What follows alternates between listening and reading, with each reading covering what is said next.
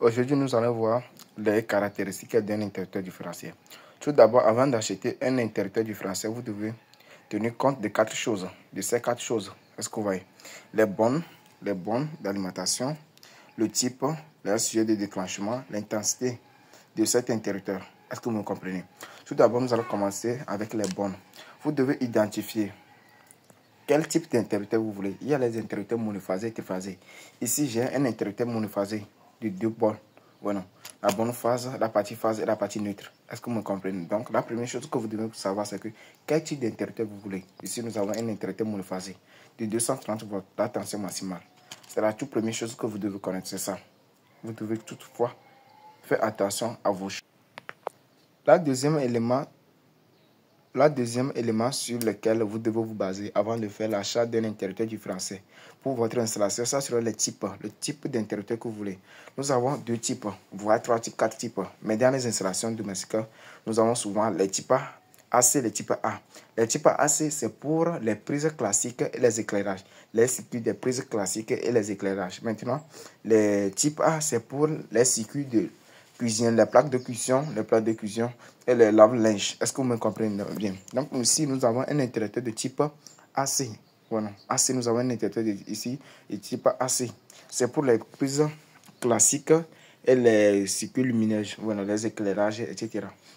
Non, c'est recommandé par la norme NFC d'avoir un interrupteur de type AC et un interrupteur de type A dans tous vos tableaux, dans tous les coffrets, que quand soit que vous êtes en Afrique ou bien en France. Voilà. Dès que vous respectez la norme NFC 15 ans, vous devez avoir un interrupteur de type AC, le type A dans votre installation. Est-ce que vous voyez? Veuillez liker, veuillez commenter la vidéo. Si vous avez des questions concernant l'interrupteur différentiel, mettez ça dans les commentaires.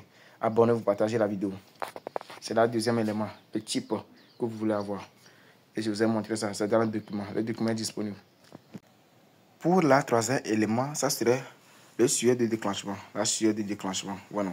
Donc, c'est recommandé dans toutes nos installations d'avoir un interrupteur différentiel de 30 mA. Le sujet de déclenchement, comme vous le voyez. Voilà. Le document est disponible pour ceux qui veulent avoir plus de notions dans le domaine de l'électricité, comme vous le voyez. Il y a tous les détails sur l'interrupteur différentiel. Mes méthodes d'installation de l'électricité bâtiment, vous verrez toutes les choses dans ça. Nous sommes la partie d'interrupteur différentiel. Avec tous les détails, le document est disponible. Le format électronique PDF c'est disponible pour tous ceux qui sont à l'étranger, Sénégal, Côte d'Ivoire, en Italie, en France. Là. Le document est disponible pour vous. Donc, pour toutes vos installations domestiques, avec la norme NFC 1500, vous devez avoir un interrupteur de différentiel de sujet de 30 mA. 30 mA comme la sujet, la sensibilité. La sensibilité de l'interrupteur différentiel. Ça sera la troisième chose que vous devez vérifier avant de faire l'achat de votre interrupteur différentiel.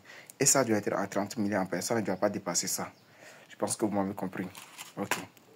Lisez-vous dans le document. Pour terminer la vidéo, nous allons terminer la vidéo avec le quatrième élément, le plus essentiel. Ça, c'est l'intensité de l'interrupteur. C'est quel type d'intensité? C'est quel type d'intensité vous voulez pour votre installation? Comme vous le voyez ici, l'intensité nominale de l'interrupteur différentiel. Donc, comme vous le voyez, dans nos installations, souvent, nous allons trouver les intensités, les interrupteurs de 40 A, de 25 A, 40 A ou 63 A. Donc, vous devez faire les calculs d'en aval.